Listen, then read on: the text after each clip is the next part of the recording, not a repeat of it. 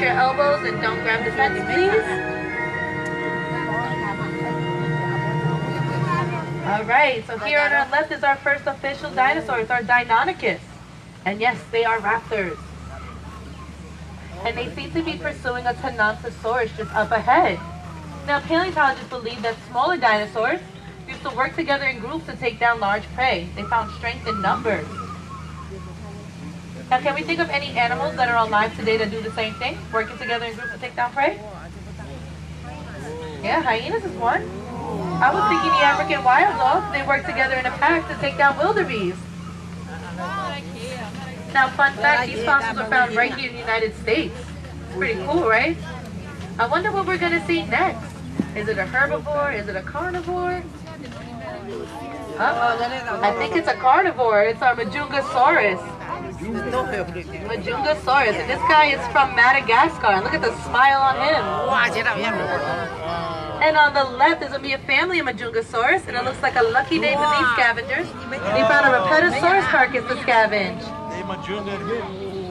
Now, much like today's Komodo dragons, these guys will take bites at each other while sharing a carcass. Now, I got good news for the herbivore lovers in the group. It seems like just up ahead, a Repetosaurus has gotten away from the family of carnivores. This giant leaf-eating sauropod grew up to 50 feet long. And paleontologists believe that they did not hold their heads upright like this. They did, however, use those long necks to reach high up in the trees to get leaves to eat. They kind of remind me of a giraffe. What about you? Yeah.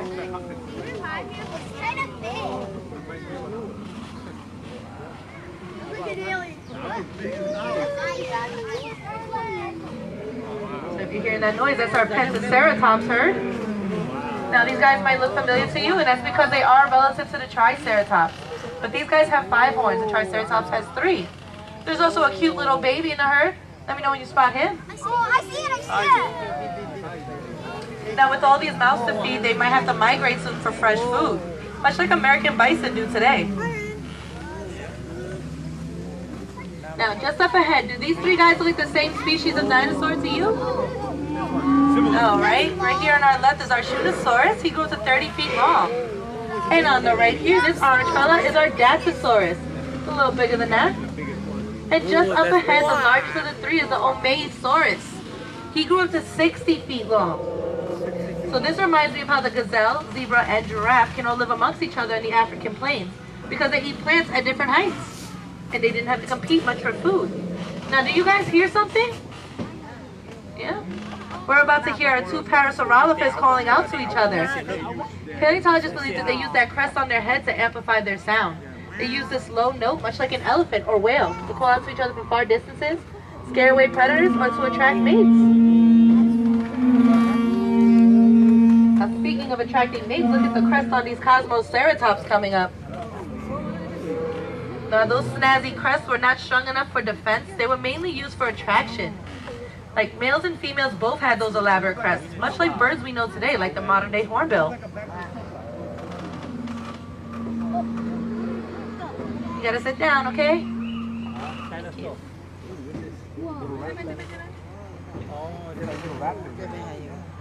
All right.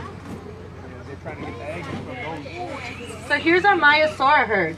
And they raise their eggs in egg colonies. They use rotting plant materials to incubate their eggs, much like the pink flamingos we seen earlier. Now, when these babies hatch from their eggs, they're actually really small. So they eat that same plant material until they're big and strong enough to walk on their own.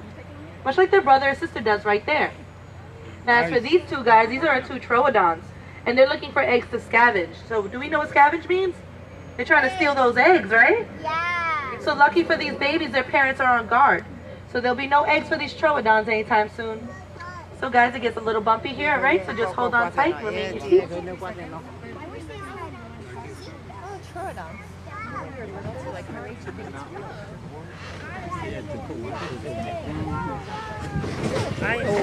Maybe a lot bumpy. So does anybody have a favorite dinosaur? Allosaurus. What else? T-Rex? Alright. Well, those of you that like the T-Rex, I got a little surprise for you. I'm going to look straight ahead. We're about to run into the big guy right about now. Because it looks like a battle of the titans. 2 male Tyrannosaurus Rex fighting for dominance. Much like male gorillas do today. Now, gorillas don't always get along, we don't always get along, and dinosaurs for sure did not always get along. Paleontologists have found T-Rex fossils that had teeth marks on heads and faces, suggesting that they might have lived in groups. Males and females also could have took bites at each other during courtship. Now that's quite the love bite, right? Now, the T-Rex fossils were found in United States, Canada, and Mongolia.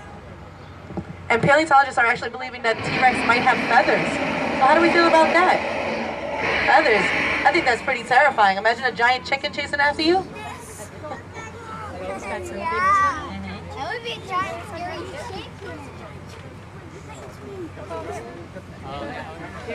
So much like modern day animals, dinosaurs too gathered around watering holes. We're going to see here on our right, this spiky dude is our armored tarchia. He's heading to the water for something to drink. And on the opposite side, resembling today's ostrich and covered in feathers, is our gallimimus. And this guy's looking right at us. You guys want to wave at the gallimimus? Hey gallimimus. He might say hi back if we're lucky. There he goes. Now watch out for these tail feathers. Now here, perched on some rocks looking for fish to eat, is our pterosaurs. Well, I got news for everybody. Pterosaurs are not dinosaurs. They're actually prehistoric flying reptiles. So meaning they're more closely related to what we know today as lizards and stuff, and other dinosaurs are more closely related to what we see as birds now. So life around these watering holes was not always harmonious. Fossils once again can show injuries, and paleontologists have found evidence of a violent encounter between an Allosaurus and Stegosaurus, like we see here. Now the Allosaurus, much like today's tiger, used to use the watering holes to ambush its prey. So what do you think? A couple of spikes at the end of his tail. That Allosaurus is going down. So keep your eyes peeled because dangers also lurked in the waters.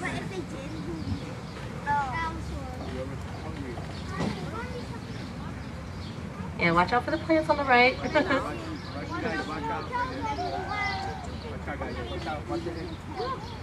So here is our Spinosaurus. This guy lived in swamps and rivers, walking along the bottom looking for fish to eat, much like today's crocodile Agario. Now they weren't the heaviest meat-eating dinosaur, but they were the longest. They grew up to 60 feet from snout to tail. These guys were also semi-aquatic, so that means that they could walk on land as well as live in water. So we're pretty cool that it's letting us roll on by right now. So let's get out of here before he changes his mind, right? So what do we think of the secret lives of ancient dinosaurs, everyone? Pretty cool, right? So Dr. Leakey, we have made it back. Well, the fun is not over.